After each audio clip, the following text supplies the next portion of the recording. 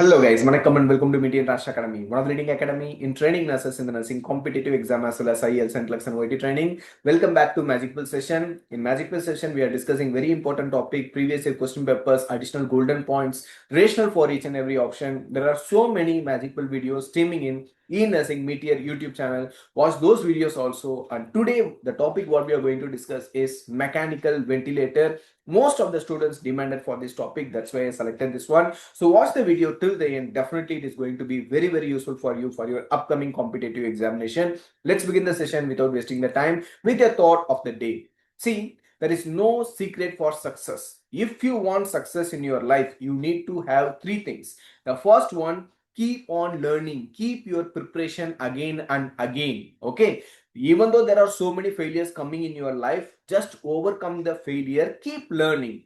That hard work make you to success.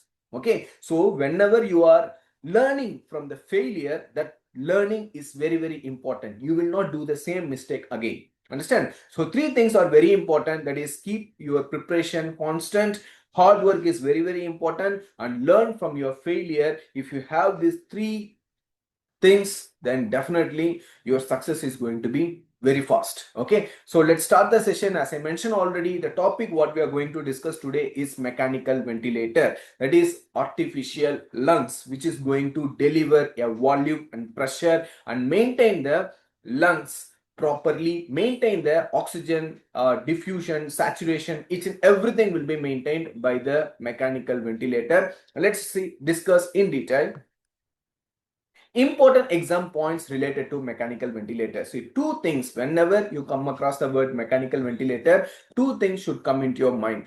See, mechanical ventilator, it is a artificial lung which is supporting the respiratory system. So, if you're connecting a patient with the mechanical ventilator, either the machine is going to support the respiration, otherwise the patient himself try to take the respiration. Okay, only these two concepts you're supposed to remember. You connected the patient with the mechanical ventilator. Once connected, the machine is going to take responsibility of the respiration. And in between, sometimes the patient will recover and patient try to take his own respiration. Understand, right? So when the patient is trying to take his own respiration, that time what the mechanical ventilator is doing. Okay, so your first point should be related to who started the breathing. Once the patient connected with the mechanical ventilator, who is giving the breathing? Whether the machine is giving the breath, otherwise the patient himself is breathing. Okay, so these 2 points clarity has to be there in your mind, because based upon who is taking the respiration, the machine is giving the respiration or patient himself is taking the respiration, this makes you to understand the modes of respiration. Understand, right? Fine. The next one is, suppose if the machine is giving respiration, two things you have to keep in mind. The first one is volume and second one is pressure. Volume in the sense tidal volume, we all know that the normal tidal volume for an adult, the average amount is 500 ml, right? Fine. And the pressure means the force or speed of volume entering inside the respiratory system. That is called as what? Pressure. Usually pressure will be 20 centimeter of water. Understand? So volume or pressure, these two things are maintained by the mechanical ventilator to maintain the respiration of the patient. Okay, so the first one, who is taking the breathing? Mechanical ventilator or patient. And second one, if the mechanical ventilator is taking responsibility, what type of work it is doing, whether it is giving volume to the patient or it is giving pressure to the patient. That clarity should be there. Based upon these 2 points, we are going to discuss about the modes of mechanical ventilator. There are so many modes of mechanical ventilator. One by one, in short, I have made here, just to go through it. The first mode is assist control mode. Here, the patient is totally dependent on the machine. Okay, that is mechanical ventilator. See, from the mechanical ventilator, continuous support will be given from the mechanical ventilator. Okay, so the patient is not at all breathing. I'm giving an example. The patient is not at all breathing. For example, the respiratory rate is set for 16. Okay, so all the 16 breath will be given from the mechanical ventilator. Understand? Suppose if the patient is trying to take 10% of effort in taking a breathing, means rest 90% of effort will be given by the machine. On the whole, if you are setting 16 respiratory rate, means all 16 respiratory rate, it will be supported by the mechanical ventilator only. If the patient is trying to take a breath for 10% or 15%, rest 85% or 90% will be supported by the machine, mechanical ventilator. Okay, so assist control means here the machine is taking the overall responsibility. Every breath gets full support from the machine. Every breath get full support from the machine. Understand? So if the patient is getting full support from the machine, definitely two things, as I mentioned in the previous slide, very important. The first one is volume and second one is pressure. Okay, so machine will give two things. The first one volume, otherwise pressure.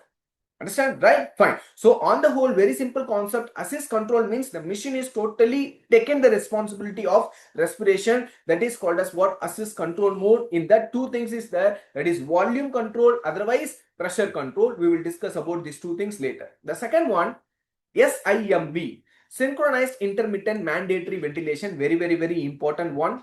This is a weaning mode. Assist control mode is not a weaning mode. Here patient totally depend upon the ventilator, but here SIMV, synchronized intermittent mandatory ventilation, it is a weaning. Here what is happening? I am giving the same example. You fixed a respiratory rate of 16. The first breath is given by the machine. I am giving an example. Second breath also given by the machine. Third breath the patient is trying to take. So the third breath is spontaneous. The machine will not support the patient in the third breath. If the patient is taking a third breath or fourth breath or fifth breath, doesn't matter. When the patient started to take the breath, means the machine will stop the helping for that particular breathing. For example, third breath the patient is taking, means for third breath the machine will not support. Again, fourth breath the machine will support. Fifth breath the machine will support. Sixth breath the machine will support. And seventh breath again the patient is trying to take the breath, means that time the machine will not support. The patient has to take the breath on its own. So in the 16 respiratory rate, whenever the patient is initiating the breath, that time the machine will not support. The patient has to take the breath spontaneously. Okay, whenever the patient is not taking the breath, the machine will support. So two role is there. Machine is obviously giving the respiration, but whenever the patient is taking respiration, that time the machine is not helping. Okay, right? Okay, so this is called as what? Synchronized intermittent mandatory ventilation. You can see here the memory trick is some breath by the machine and some by the patient. Some breath taken by the given by the machine and some breath taken by the patient. Okay, right? The next one, pressure support ventilation. Again, very important. This is also a weaning mode ventilation. Pressure support ventilation, here the memory trick is patient starts the breathing and ventilator help the breathing. Patient is starting the breathing. For example, 20% of effort the patient is taking in the breathing and 80% of effort will be given from the machine. 20% from the patient, 80% from the machine. Suppose 50% from the patient effort, the 50% of effort is taken by the patient, means rest 50% will be given by the machine. Okay, right? But here definitely what is needed, patient should start the breathing, otherwise the machine will not support. The patient should start the breathing, then only the machine will support. That is called as what? Pressure support. Okay, the next one is CPAP, continuous positive airway pressure. Here the memory trick is patient breathe completely on its own. CPAP, BiPAP. CPAP means continuous positive airway pressure. BiPAP means bi-level positive airway pressure. In both the condition, the patient has to take a spontaneous breath. The machine is not going to help.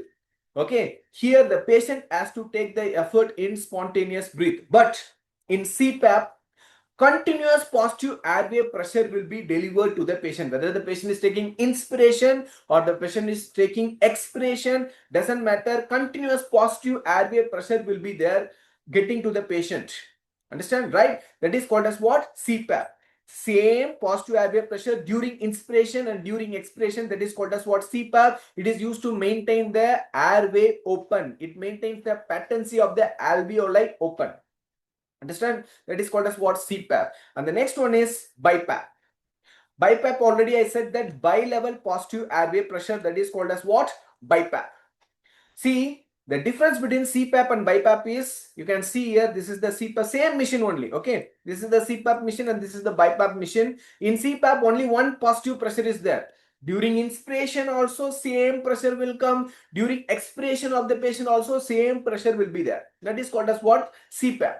But BiPAP, it is totally different. During inspiration, there will be some pressure difference, and during expiration, there will be some pressure difference. Okay, during an inspiration, for example, 50% of pressure is going inside, means during expiration only 20% of pressure will come. Okay, so during inspiration and during expiration there is a changes in the pressure, but it maintains the patency of the airway. CPAP, BiPAP both will maintain the patency of the airway, but in CPAP same pressure continuously delivered inside the lungs of the patient, whereas in BiPAP during inspiration one pressure and during expiration another pressure will be there. Understand, right? But the core concept is same, to maintain the patency of the airway, to prevent atelectasis, to prevent the collapse of the alveoli. Understand, right? Fine. So the next one, volume control ventilation, pressure control ventilation. See, already we discussed about assist control mode. You can see here, assist control. AC means what? Assist control. AC means what? Assist control. Right? So already I clearly said that assist control mode, the patient is totally depend upon the mechanical ventilator for the breathing. So mechanical ventilator is taking total responsibility. So here two things is very important, volume and pressure.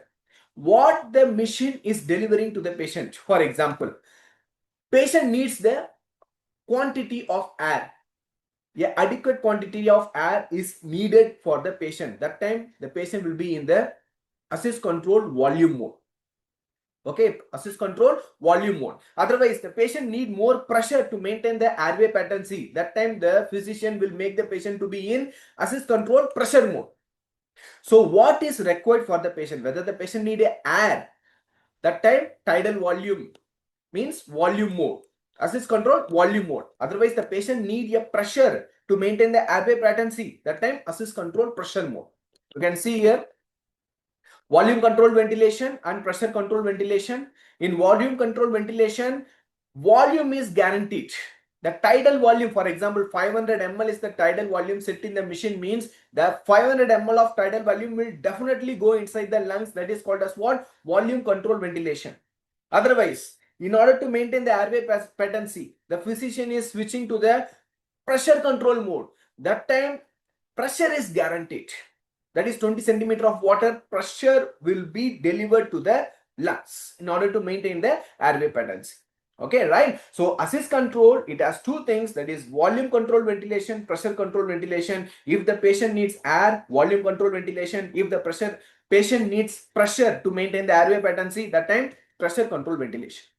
Understand? So these are all the basics, guys. Another important exam point. See, in assist control mode, you can see here, can the ventilator breathe for the patient? If the patient stop breathing, if the patient stops breathing, whether the ventilator will support? If support means, in which mode it will support? The patient is breathing, suddenly stopped breathing. That time, in which mode if you are setting, means it will support the respiration. Two modes. The first one is assist control mode and second one is SIME mode. In assist control mode, totally the machine will take care of the responsibility if the patient stop breathing. In SIME mode, here also the machine is taking the full responsibility, but whenever the patient tries to take the breathing, that time the machine is not supporting. It will allow the patient to take the spontaneous breathing. So in SIME, spontaneous breathing from the patient is also present and machine support is also present.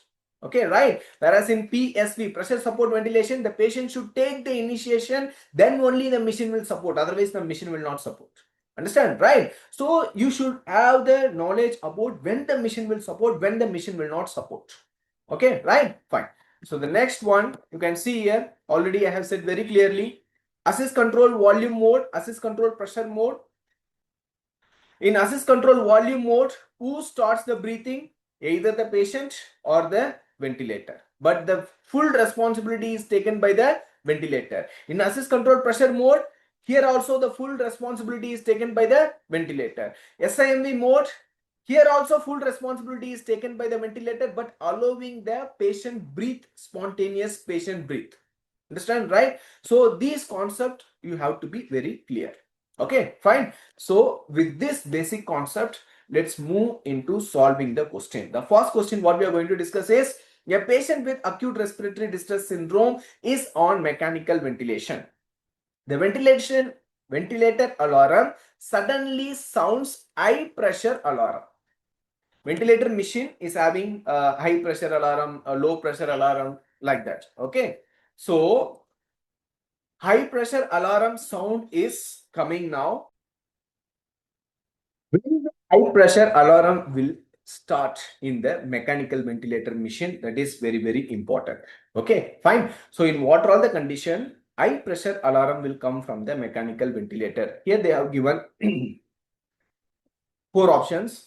Emptying the humidifier bottle, check for kinked tubing or patient coughing, increased tidal volume and reduced FiO2. Among the 4 options, in what condition high pressure alarm will increase or beep? Sound will come from the high pressure alarm. So here the right answer is going to be, one concept please remember here, high pressure alarm when it will start, whenever there is a obstruction in the pathway of delivering the air. Okay, see, the patient is having endotracheal tube and the endotracheal tube is connected with the circuits and the circuit it is connected with the machine and the machine is delivering the air in the form of volume or in the form of pressure. Suppose the pathway is obstructed. Why? Because of some kinking in the endotracheal tube or in the there is a bend in the circuit. Otherwise, the patient is biting the endotracheal tube. Otherwise, thick mucus secretion is present in the endotracheal tube. Okay, all these things will cause what? Obstruction in the airway. So whenever there is a obstruction in the flow of airway, that time high pressure alarm will be there.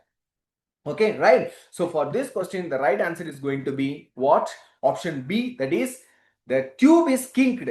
The tube is kinked and the patient is coughing. That time there is a blockage in the flow of air from the machine. Understand? So that's why high pressure alarm is coming. Understand, right? So what about other options? Humidifier is a not common cause of high pressure alarm. Increased tidal volume will not cause high pressure alarm. FiO2 does not cause any high pressure alarm. The only thing which can cause the high pressure alarm is kinking of the tube. Okay, kinking of the tube. Okay, so the next one is, a patient receiving ventilator support suddenly develop low pressure alarm. Previous question we discussed about what high pressure alarm because of some resistance. Okay, or some blockage. Otherwise, the patient is coughing. Otherwise, severe mucus secretion is there, means high pressure alarm will be there. And here in this question, they specifically mentioned about what? Low pressure alarm. And the nurse noticed the patient chest movement was decreased. So two key points is there in this question. The first one is low pressure alarm and second one, the patient chest movement is decreased. In what condition this type or these problems will happen? 4 options they have given here: bronchospasm, thick secretion, ET tube, cuff leakage or circuit disconnected and pulmonary edema. 4 options they have given here. Among these 4 options, which is going to cause the low pressure alarm? And also they mentioned one point clearly, patient chest movement was decreased. Okay, fine. So for this question, the right answer is going to be ET tube, cuff leak or circuit disconnection. There is a leak in the ET tube, endotracheal tube. Otherwise, the circuit which is connected with the endotracheal tube is disconnected. So air is leaking out. So if there is no resistance, the air is easily leaking out. That time there will not be any resistance. So that time low pressure alarm will be there. Okay, see, the volume of air or pressure of air is coming to the patient, but there is a leak, means that amount of air will not reach the lungs, right? So if it is not reaching the lungs, the resistance will not be there. So if there is no resistance, low pressure alarm will be there. Okay, right? And for this question, the right answer is going to be option C, that is ET tube leak or circuit disconnection. It leads to leakage of air. That one cause what? Low pressure alarm. Understand, guys, right? So what about other options? Bronchospasm. If there is a bronchospasm, it will cause what? High pressure alarm, because there is a contraction in the bronchi. It will give more resistance to the machine. Okay, more resistance is there means what? High pressure alarm. Less resistance is there means low pressure alarm. And thick secretion, already I said that it will also cause what? Obstruction. High resistance will be there, so high pressure alarm. Pulmonary edema, in alveoli, inside the alveoli, fluid accumulation will be there, so that one will also cause what? High resistance. It leads to high pressure alarm. So based upon the resistance, whether it is a high resistance or low resistance, you have to decide which alarm is this, high pressure or low pressure. Understand? So the next question, a patient with acute respiratory distress syndrome has persistent hypoxemia. Despite receiving 100% of oxygen, the physician increases the PEEP setting. What is the main purpose of this intervention? See, basically here they are asking about PEEP, positive end expiratory pressure. So what is positive end expiratory pressure? The amount of air which is retained in the airway after the expiration. You are doing the expiration, okay, full expiration is over. After the expiration also, certain amount of air, it is still retained in the what? Airway, in order to maintain the patency of the airway and alveoli. That is called as what? Positive end expiratory pressure. Okay, so 4 options they have given here: increase respiratory rate, prevent the alveoli collapse during expiration, reduce airway secretion, increase carbon dioxide elimination. So already I have said the rationale for this question. The right answer is going to be what? Option B, that is prevent the alveoli collapse during the expiration. Understand, right? Fine. So what about other options? See, PEEP does not control the respiratory rate. That is what mentioned in the option A. And option C, reduce airway secretion. PEEP does not have any connection with the airway secretions. Increase carbon dioxide elimination. Carbon dioxide removal is mainly depends upon the minute ventilation. Minute ventilation is totally different. Okay, see, minute ventilation means respiratory rate into tidal volume. If you are calculating means, that is called as what? Minute ventilation. That controls the carbon dioxide removal, but PEEP is not controlling the carbon dioxide removal. Understand, right? So on the whole, here the right answer is going to be what? Option B, that is prevent the alveolar collapse during the expiration. Question number 4. A patient recovering from the respiratory failure is shifted from assist control mode to SIMV mode. The nurse explained the new ventilator mode to the patient family. Which explanation is correct? So, new mode, ventilator mode knowledge, a nurse is giving to the patient attenders. Okay. So, what is the new mode here? SIMV mode. So, what is SIMV mode? That is the question. 4 options they have given here. The ventilator provides every breath. The patient receives mandatory breath and can breathe spontaneously. The ventilator works only during apnea. The patient breathes without ventilator assistance. So for this question, the right answer is going to be what? Option B. Already I have explained very clearly in the introduction. SIMV means spontaneous intermittent mandatory ventilation. That is, the patient will also, the machine will give the respiration. Suppose if the patient is trying to take the respiration, that time the machine totally allow for the spontaneous respiration. Okay, 16 respiratory rate is set means the first respiration, second respiration the machine is giving, and third respiration if the patient trying to take means, that time the machine will allow the third respiration totally to the patient. And fourth respiration if the patient is not taking, that time the machine will support. Okay, so this is called as what? Spontaneous intermittent mandatory ventilation. It is very, very useful during the weaning. Okay, so the next question.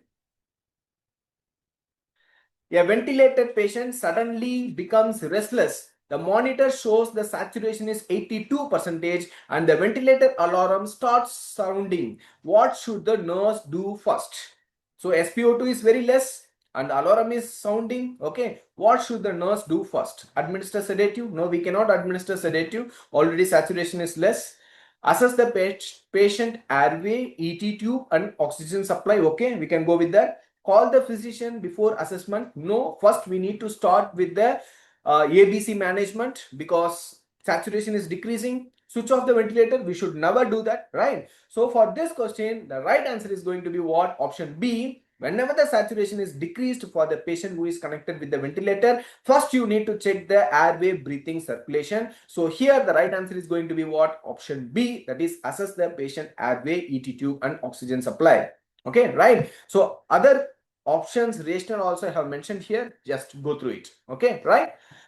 So question number 6, a patient has a stable vital signs, follows the command, maintain the saturation, that is 96% saturation is maintained, FiO2 is 40, that is a good sign for weaning. See, saturation more than 95 and FiO2 40% means it is a good sign for weaning. Please remember this. If whenever you are increasing the FiO2, it shows the patient is not taking the respiration on its own. Okay, not maintaining the oxygen saturation on its own. Okay, whenever you are decreasing the FiO2, that is 40 or 39 or 38 or 35, that time it shows the patient is cooperating, the patient is maintaining the oxygen saturation. Understand, right? So here in this question, two key points they have given here. SpO2 is 96 and FiO2 is 40%. Both are a good sign for what? Weaning. Okay, so which nursing action is most appropriate? So this is the question. 4 options they have given here. Increase ventilator support, prepare the patient for weaning trial, increase PEEP immediately, continue full ventilator support indefinitely. So here it is a positive sign for weaning, so we can prepare the patient for weaning trial. So here the right answer is going to be what? Option B. Option B is the right answer. Okay, see, the patient is recovering, that's why saturation is 96, FiO2 is 40. Both are a good sign for weaning. That's why we have to prepare the patient for what? Weaning. Understand, right? Fine. Question number 7. During endotracheal suction, a patient heart rate suddenly falls from 90 to 48. During suctioning, the heart rate is decreasing from 90 to 48. What should the nurse do immediately? Continue suction, stop the suction and administer oxygen, increase suction pressure, suction for another 20 seconds. See, because of suctioning, the heart rate is decreasing. So what we should do now? This is the question. So what we will do? Stop the suction and administer oxygen is the right answer. Okay, see, already the heart rate is decreasing. Why? Because of vagus nerve stimulation. Whenever you are doing suctioning, the vagus nerve will get stimulated. Once the vagus nerve is stimulated, it leads to bradycardia. Understand, right? So continuing suctioning is contraindicated if the heart rate is decreasing. So stop suction and administer oxygen. That is the correct answer. Option B is the right one. Option C, increase suction pressure. See, the normal suction pressure for the adult is 100 to 120, right? If you are increasing the suction pressure, again the patient can go for what? Hypoxemia.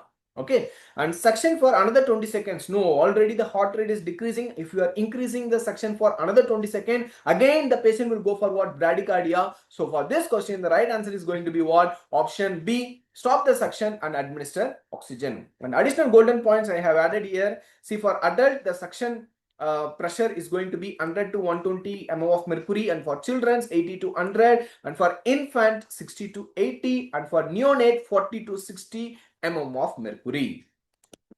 And the next one, question number 8. A nurse is caring for a patient who has been mechanically ventilated for 3 days. Which nursing intervention is most effective in reducing the risk of ventilator associated pneumonia? This question is related to VAP. So 4 options they have given here. Keep the patient in supine position. No, we cannot keep. There is a chance for aspiration. It increases the chances of ventilator associated pneumonia. So first question we can eliminate. Second one, elevate the head of the bed to 30 to 45 degree. Yes, we can elevate the head of the bed to 30 to 45 degree. Disconnect the ventilator circuit every shift. No, it is if you are disconnecting, you are contaminating the circuit. You are contaminating the airway. It will create the infection. So we can eliminate option C. And option D, perform endotracheal suction every hour. Whether it is indicated, you can do. If it is not indicated, what is the necessary for doing suctioning every hour? So if you are doing suctioning unnecessarily every hour, again you are inducing the infection. Okay, so on the whole, here the right answer is going to be what? Option B, that is elevate the head of the bed to 30 to 45 degree. Option B is the right. Okay, right? Fine. So whatever the explanation I am giving related to each and every options, everything is mentioned here. Just pause the video and go through it. Okay. And question number 9, a patient has remained on FiO2 100%, means the patient is very sick. That's why 100% FiO2 the patient is getting for 72 hours, for a long time, because of severe respiratory failure. Which complication should the nurse anticipate? Here they are asking about what complication? Hyperkalemia, oxygen toxicity, hypoglycemia, bradycardia. 100% FiO2 will cause oxygen toxicity, guys. There is no link between FiO2 and hyperkalemia, FiO2 and hypoglycemia, FiO2 and bradycardia.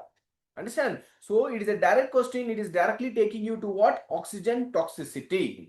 Oxygen toxicity will cause what? Damage to the alveoli. Barotrauma will take place and surfactant will get affected. The patient will go for further problem like ARDS. Okay, so for this question, the right answer is what? Option B, that is oxygen toxicity. Question number 10. While repositioning a patient, the endotracheal tube accidentally comes out. The patient is conscious but develop respiratory distress. What should the nurse do first? Document the incident, call the physician, begin bag mask ventilation, that is ambu bag ventilation with 100% of oxygen, and then call for help. Insert the new ET tube independently. So obviously this is also a direct question. So we cannot document. See, first and foremost thing what we're supposed to do, we have to go with A, B, C. If you are going with A, B, C, the right answer is going to be start the AMBU, that is bag mask ventilation with 100% of oxygen. Okay, so for this question, the right answer is going to be what? Option C, that is begin by mask ventilation with 100% of oxygen and then call for the help. Okay, guys, right? So these are all the questions so far asked in the many competitive exams repeatedly. That's why I added this question, and a brief introduction about the modes of mechanical ventilator also I have given to you. So this is going to be a very important content. So watch the video again and again. If you are not getting a point, revise it again and again, watch the video so that you will get an idea about the mechanical ventilator. And still you are having any doubts related to mechanical ventilator, you can drop your doubts in the comment section. And from the Metier side, we are continuously providing the crash courses and regular batches.